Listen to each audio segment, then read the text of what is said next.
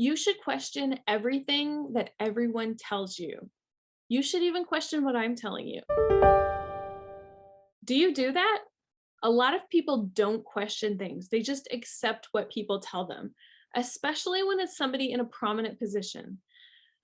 People like politicians, like teachers, doctors, your parents, anybody. We always trust these people. We like to trust these people, right? Because it's our default position. We want somebody to make decisions for us. We want somebody to tell us what to do because it's so much easier than having to make that decision for ourselves. But at the end of the day, these people are just people too, right? They're humans. We all make mistakes, all of us humans. I'll tell you a perfect story about this. So when I was in high school, my dad was really excited about NASCAR race cars. The company that he worked for did a lot of business with Yellow Freight, UPS, and FedEx. And so they were all almost like pitted against each other, trying to give him race tickets because they all sponsored a race car.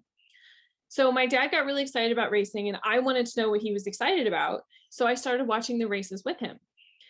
And I got really excited about it too. And I had all these questions. I wanted to know all the things about the cars. What makes them go fast? Why do some cars pit this lap and some cars the next lap? Why do some get 2 tires? Why do some get 4 tires? Why is this one faster all the time? And why is this one faster today? What makes them go fast? What are these adjustments that they're making? And for a while, my dad was answering most of my questions. And then after a while, he was like, listen, you need to stop. If you're going to watch the races with me, you have to stop asking questions. You need to just sit there and be quiet because I can't handle all the questions. And I was like, okay, like I have enough respect for my dad to stop asking questions. But inside I'm thinking, that's kind of rude. Like, why won't you answer my questions? But I still had the questions, right? And I wasn't going to just not get answers to them because I wanted to know. So I started looking for books and TV shows and websites and anything that would answer my questions. I started not only watching the races, but watching practice and qualifying. And there were like these news shows that you could watch once a week about NASCAR. So I was watching all of them, just any information that I could get. And so a while later, I was watching the race with my dad, and there was this car that fell out of the race, and the announcers on TV said that he had a broken aheim joint. And my dad was like, what's a aheim joint? I don't know what that is. And that's crazy that they would say that. And I'm like, I know what it is. And he goes, no, you don't. You don't even know how to put gas in your own car. And I'm like, well, that's kind of true, but I know what a aheim joint is, and I know where it is, and I know what it does too. And I'm like, look at the car on TV. You could see the car, and the wheels, the back wheels were moving back and forth inside of the body of the car. And it looked really weird because obviously it wasn't normal. And I'm like, look at the back of the car. You can see the wheels moving. That means the track bar is broken. And a aheim joint is a mount for a track bar. So that's what's broken. And you can't drive if your car, the track bar keeps the rear wheels tracking in line with the front ones. And you can't drive if it's not hooked up, right? If it's broken, the car's broken. And he's like, wow, I think you're right. I think that is what's broken. I'm like, of course it is. I know it was. I've seen it before. I watched one of these shows and that's what they were talking about. That's exactly what happened. And it was at that point that I realized my dad had told me to stop asking questions, not because he didn't want to answer my questions, but because he didn't know the answers. And from that point on, I was considered the expert in racing. He would take me to the racetrack and people would look at me and go, oh, your dad drug you to the racetrack, right? And I would be like, nope, I'm here because he doesn't want to look stupid when somebody asks him a question about racing. And everybody would laugh because they thought it was funny. But it was really true. I knew all the things about race cars. And it just reiterated to me that my dad didn't know. And I felt kind of bad that he didn't know, but at the same time, it was like, If I would have listened to him when he said, stop asking questions, I wouldn't have known either, right? So the point is that it's really, really important for you to ask questions. It's important for you to question what people are telling you, especially when they tell you to stop. Why are they telling you to stop? What does it matter to them? I'm writing this book that's called Relentless Understanding. It is a revolutionary guide to understanding yourself and to finding self-love. One of the primary things that you have to do if you're going to understand yourself is that you have to start asking questions. You have to ask the hard questions, the questions that people don't want to answer, the questions that a lot of people don't have answers to. If you really want to understand yourself, you have to start digging into these questions. And what I found is that in those questions, you find a lot of answers. And some of those answers are really difficult to deal with. Some of them are like, oh, that's interesting. And some of them are like, ooh, I didn't want to know this, right? But the more questions that you ask, the more you understand.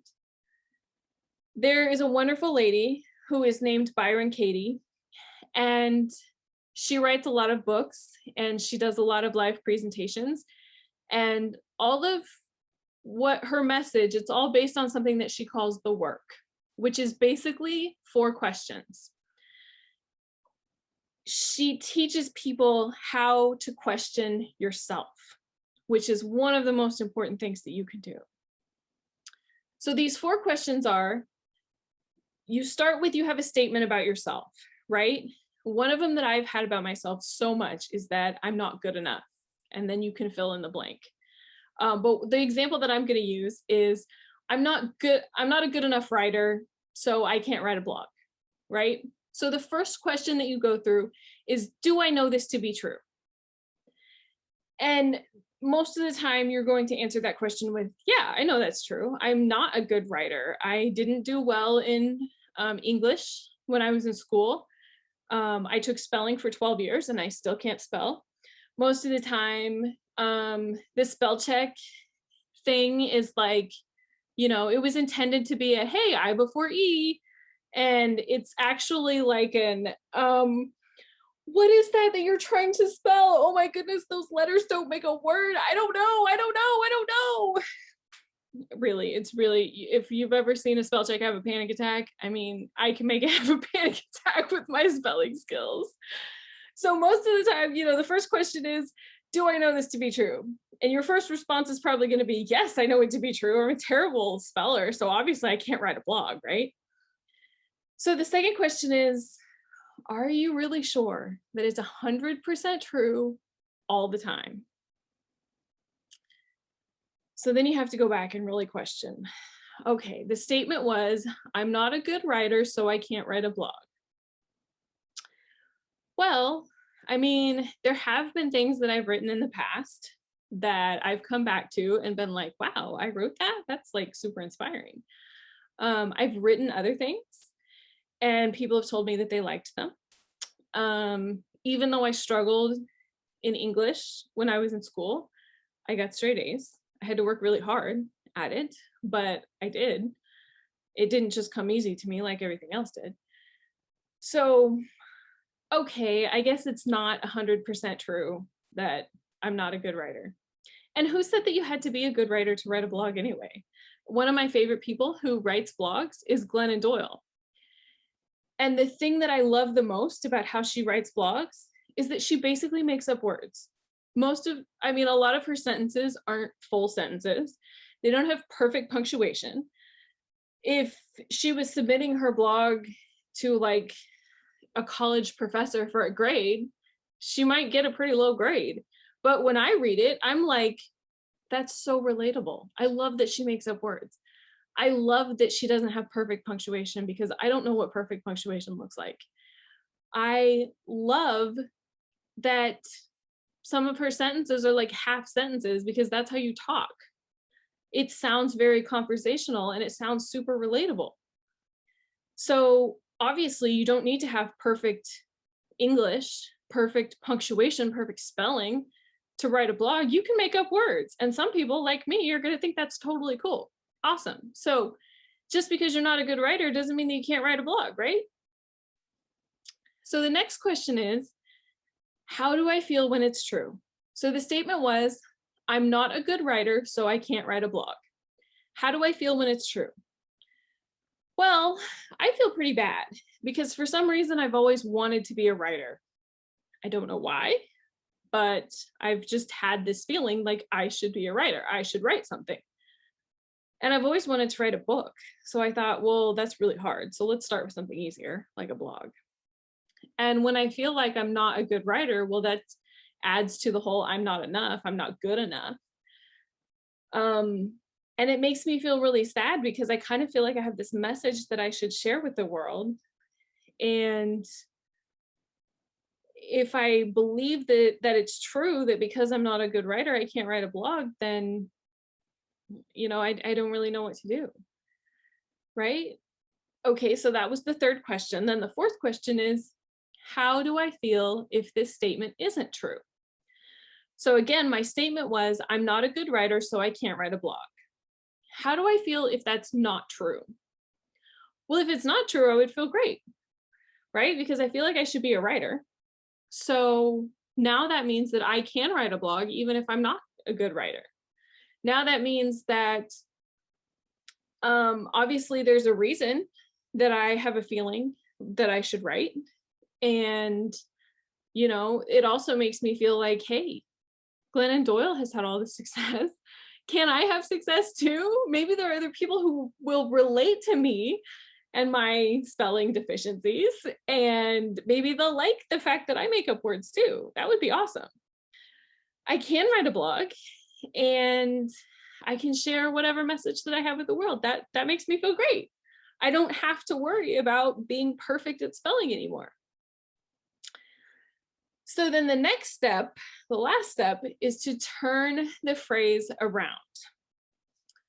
So the phrase was, or the sentence statement was, I'm not a good writer, so I can't write a blog. How do you turn that around? Well, you can say, I'm not a good writer, but I can still write a blog. That's one way to turn it around, right? Another way to turn it around is, I'm not a good writer, so I can still write a blog. You could say, I don't have to be a good writer. You could also say, I am getting better at writing, and writing a blog is part of that process. You just think about as many ways as you can possibly turn this statement around. And it doesn't always have to be for the positive. It can be even something like, it's okay that I'm not a good writer. Maybe I can write something that teaches people that they need to be a C student, and that's totally fine. That it's great to be a C student. You don't have to be an A student. You can be a C student. That was never my mentality growing up. It's a little bit more of my mentality now. I like doing things just to accomplish them rather than fixating on them being perfect, right? So basically, any way that you can figure out to turn it around will help you in this process. And the whole point of this, this work, Byron Katie calls it the work, is to question your thoughts. We have so many thoughts a lot of times, and it's so routine and so inherent for us to just believe them, right? And so many of us don't even question them. One of the major things that I've questioned is, like I said in the beginning, I'm not good enough, or I'm not enough. I'm not a good enough writer. I'm not pretty enough. I'm not smart enough. I'm not tall enough. I'm not skinny enough. All of these things that you can come up with, they've been things that I've struggled with for my whole life. And one of the reasons that I'm writing this book is because I want to help other people know that those things aren't true. That the first part of the process is that you have to question these stories that you've been told. Whether it's somebody else that have told you them, even if it's your parents, even if it's your siblings, even if it's your teachers in school or your college professors, if it's your boss at work, if it's your significant other, whoever it is, you need to question the things that they tell you. Also, if it's coming from yourself, if it's just a story that you've always believed, maybe you don't even know where it came from. I have this story. Not only I'm not enough. That's one of my biggest stories. Another one is I can't lose weight. It's difficult to lose weight. It's like impossible to lose weight. And so when I went through the work on this story, it was like, how does it make me feel when I believe that? And it's like, it makes me feel awful. Like I'm always going to be trapped in this position and I just feel helpless. But then when you go to the next question, it's like, how do I believe if that's not true? If it's not true, how do I feel when I believe that I can lose weight? That it's easy to lose weight. Ooh, well, I feel a lot better. Does that mean it's actually easy to lose weight? I don't know, but belief is like so much of the battle, right? Especially when you're talking about something about losing weight. It's not just putting different food in your mouth. It's not just exercising. It's believing that it's possible. That's where you have to start. And I have sabotaged myself so much because I didn't believe that I could. So it's like, why even bother? Why buy health food? Why even try? Because it's impossible. And I would usually try for like a week, maybe a week, usually a couple of days. And I would get so frustrated because it's like, ugh, I've stuck to this diet for like 2 days and I haven't lost 100 pounds. And it's just so exhausting. Like, it's so hard to lose weight. But in those moments, you have to stop and go, hold, please. You've stuck to this diet for 2 whole days. Okay. You've stuck to a bad diet for 35 years. You need to stick it out for a little bit longer than 2 days to, before you make a judgment on whether or not it works or not. And when you have those thoughts, it is difficult to stop in the moment and say, wait a minute, is this 100% true? Is it 100% true that just because I stuck to this diet for 2 days that it's impossible to lose weight? No, that's not true. Let's question that thought and let's move on. Because obviously you're not going to change your life in 2 days. The vast majority of people won't change their lives in 2 days. So it's important to question those thoughts. It's important to question all of the thoughts that you have, to know exactly where you are and to only hold on to those good thoughts, the ones that make you feel good when you believe that they're true. Those are the only ones that are important. Again, I'm writing my book. It's called Relentless Understanding. It is a revolutionary guide to understanding yourself and to finding self-love. I'm doing videos like this every single week as I go through the process, and I hope that you will join me. Please subscribe. Also, make sure that you sign up for my email list, which you will find in the show notes, so that you can get all of the latest updates on when videos come out and when my book comes out. Thank you so much for watching, and make sure that you question yourself. All of those thoughts is so incredibly important. So you just watched that video, and I'm sure you enjoyed it. If you want some more amazing information about INFJs, check out these videos right now. I'll see you there.